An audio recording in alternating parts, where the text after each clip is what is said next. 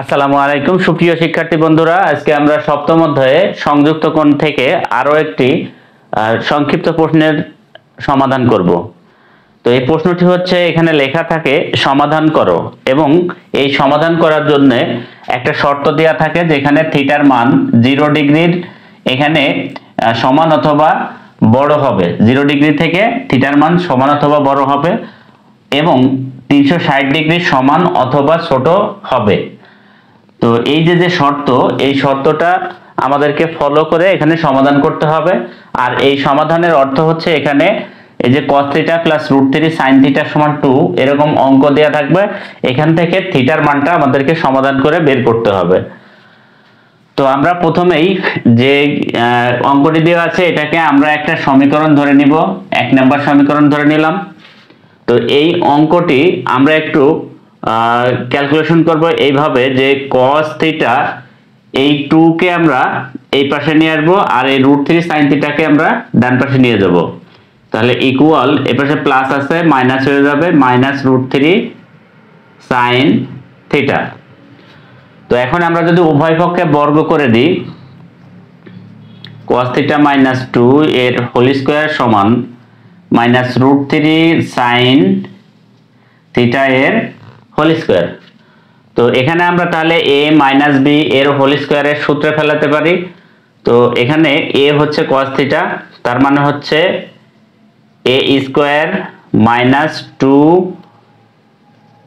a b, b মানে হচ্ছে 2ab plus b square মানে হচ্ছে 2 এর স্কয়ার সমান, আর এখানে মাইনাসটা স্কয়ার করলে এখানে মাইনাস থাকবে না, আর এই √3 কে স্কয়ার করলে রুট হচ্ছে উঠে যাবে, তার মানে এখানে থাকবে 3, আর এখানে সাইন হয়ে যাবে সাইন স্কয়ার থিটা।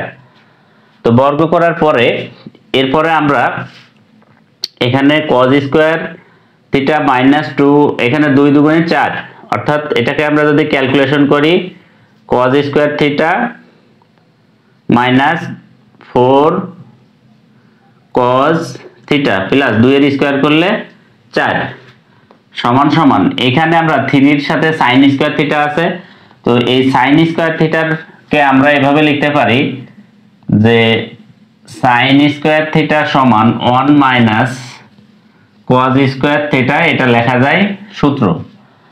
তো আমরা এখানে 1 - cos স্কয়ার থিটা লিখলাম, তাহলে আমাদের কিন্তু সবগুলোই cos এ চলে আসবে।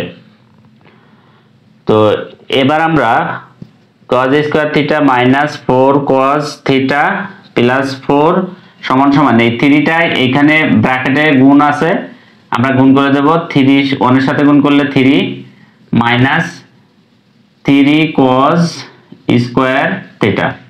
এবার সমাধান করতে হলে আমরা জানি যে ইকুয়ালের ডান পাশে শূন্য আনতে হয়, তো সেক্ষেত্রে আমরা এগুলোকে সবগুলোকে বাম পাশে নিয়ে আসবো।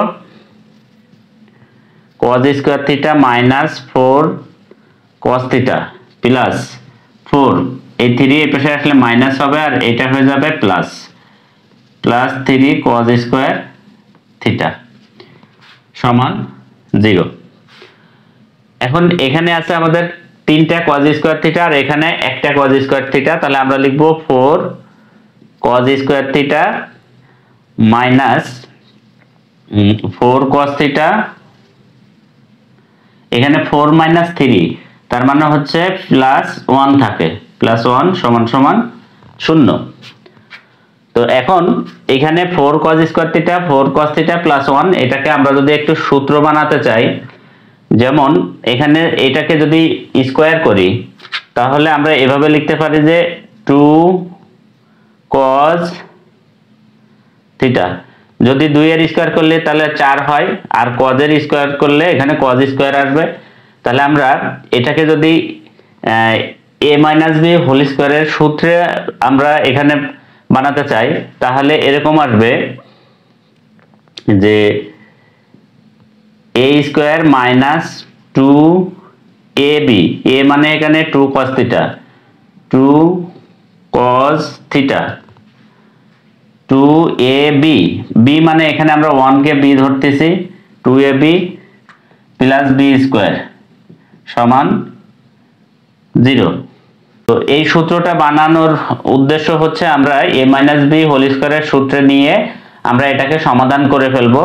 তো এই লাইনটার অর্থ হচ্ছে যে এই 2 cos থিটা এর হোল স্কয়ার, কিন্তু এখানে 2 এর স্কয়ার করলে 4, cos এর স্কয়ার করলে cos স্কয়ার থিটা থাকে।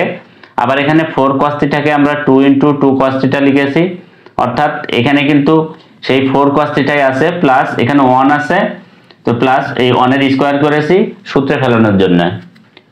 তো এবার আমরা এটাকে লিখতে পারি, এটা যেহেতু আমাদের a আর 1 হচ্ছে b, তাহলে আমরা লিখতে পারি 2 cos থিটা মাইনাস 1, অর্থাৎ a minus b whole square সমান 0। তাহলে আমরা এটাকে লিখতে পারি, এই স্কয়ারটা ওই পাশে গেলে 0 এর সাথে ওটা চলে যাবে, এখন থাকবে হচ্ছে 2 cos থিটা মাইনাস 1 সমান 0,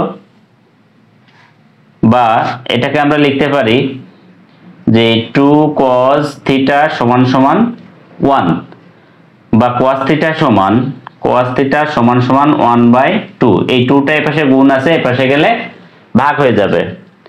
তো cos থিটা সমান হাফ, মানে আমরা লিখতে পারি হচ্ছে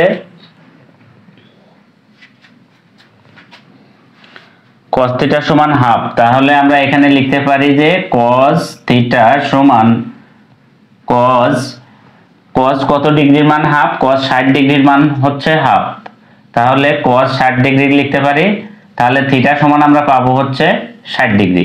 তাহলে আমরা থিটার মান যদি 60 ডিগ্রি পাই, তো এখানে 60 ডিগ্রি cos 60 ডিগ্রি, এই থিটার এখানে যদি 60 ডিগ্রি বসাই এবং এখানে সাইনের জায়গা থিটার জায়গা যদি 60 ডিগ্রি বসাই, তো এটা ক্যালকুলেশন করলে ইকুয়াল যদি 2 পাই, তাহলে এই সমীকরণটি ঠিক আছে। এবার এখানে যে শর্ত দেওয়া আছে যে 360 ডিগ্রি এর হচ্ছে কম থাকবে অথবা সমান থাকবে, অর্থাৎ 360 ডিগ্রির বেশি না, তাহলে আবার আমরা লিখতে পারি যে cos থিটা সমান, এখানে cos 360 ডিগ্রি যেটা আমাদের সর্বোচ্চ বলা আছে, এই 360 ডিগ্রি থেকে যে অ্যাঙ্গেলটা আমরা পেয়েছি 60 ডিগ্রি, এটাকে আমরা মাইনাস করে দিব। তাহলে আমরা পাচ্ছি হচ্ছে cos থিটা সমান 360 মাইনাস 60 মানে হচ্ছে এখানে থাকে cos 300 ডিগ্রি, তার মানে থিটার মান হচ্ছে 300 ডিগ্রি। তো এই 300 ডিগ্রি যদি আমরা এই সমীকরণে বসাই, আমরা একটু ক্যালকুলেটর দিয়ে করে দেখলেই হবে যে cos 300 ডিগ্রি আর হচ্ছে √3 sin 300 ডিগ্রি যদি বসাই, তাহলে কিন্তু এইখানে যে 2 আছে ইকুয়াল, এই 2 এর সাথে মিলবে না, অন্য একটা মান আসবে। তো এই কারণে এই যে আমরা কেবল যে কোণের মানটি পেয়েছি থিটার মানটি, এটি গ্রহণযোগ্য নয়, বা এটা আমরা লিখে দিতে পারি যে 1 নম্বর সমীকরণটি সিদ্ধ হয় না 300 ডিগ্রি দ্বারা।